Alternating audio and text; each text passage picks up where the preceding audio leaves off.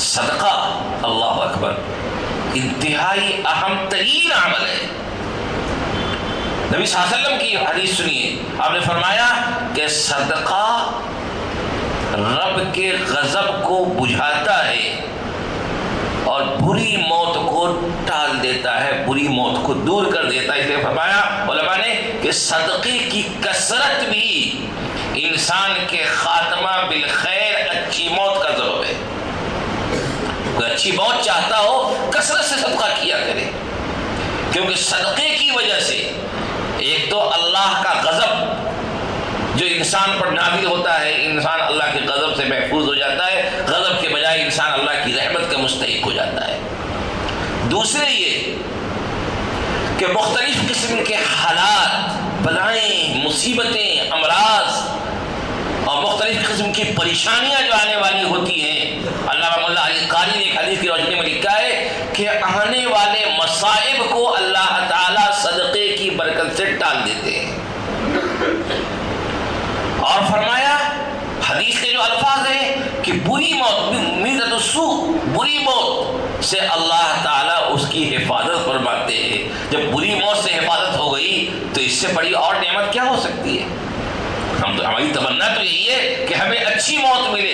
حدیث کہہ رہی ہے صدقہ کرو، صدقے کی برکت سے اللہ تعالیٰ تمہیں اچھی موت عطا کریں گے، لیکن اس صدقے کو صدقہ باقی رکھیے، صدقے کو ضائع نہ کیجیے۔ صدقہ ضائع ہو جاتا ہے ریاکاری سے، صدقہ ضائع ہو جاتا ہے صدقے کے تذکرے سے، کھلے آ کہ میں نے یہ کیا، میں نے ان کو وہ دیا، میں نے ان کی وہ مدد کی۔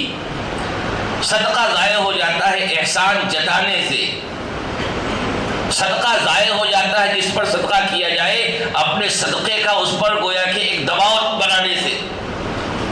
بہت سے لوگ صدقہ کرتے لیکن اس کے ذریعے ایک دباؤ بھی بناتے ہیں۔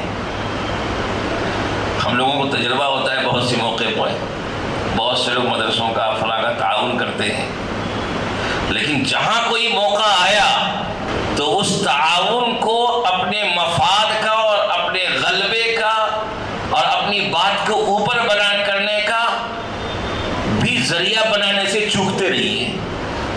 بھئی آپ نے جس پر بھی صدقہ کیا، مدرسے کے بچوں کو دیا، یہ ان بچوں پر آپ نے احسان نہیں کیا، آپ نے اپنے رب کے خزانے میں اپنے اکاؤنٹ میں جمع کیا ہے۔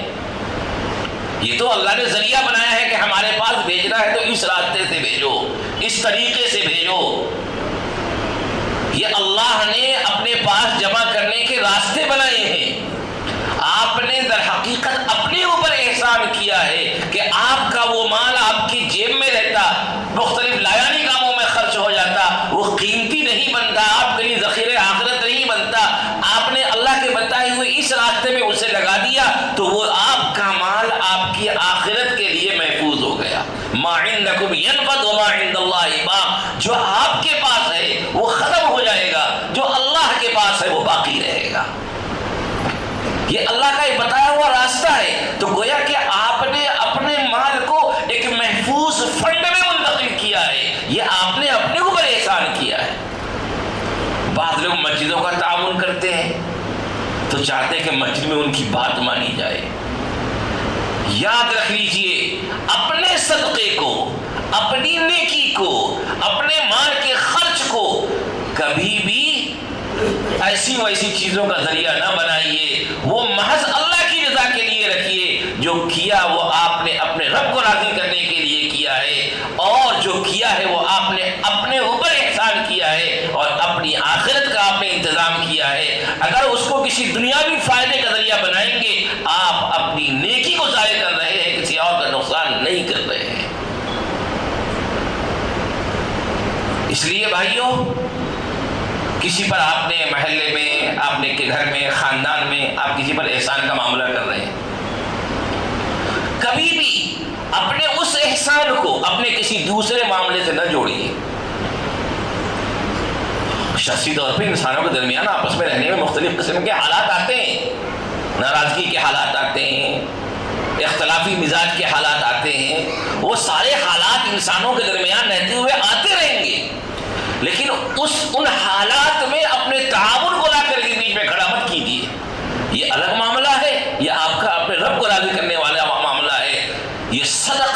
اہم عمل، ایک اہم ترین عبادت جو آپ کو رب کی غضب سے بچانے والا عمل ہے، جو آپ کی جنت کو آسان بنانے والا عمل ہے، جو آپ کو بری موت سے بچانے والا عمل ہے، جو آپ کی پر سے مصیبتوں بلاؤں کو ٹالنے والا عمل ہے، جس رضا کے لیے آپ نے کیا ہے، اللہ کی رضا کے لیے، اس کو اسی مقصد کے لیے رہنے دیجیے۔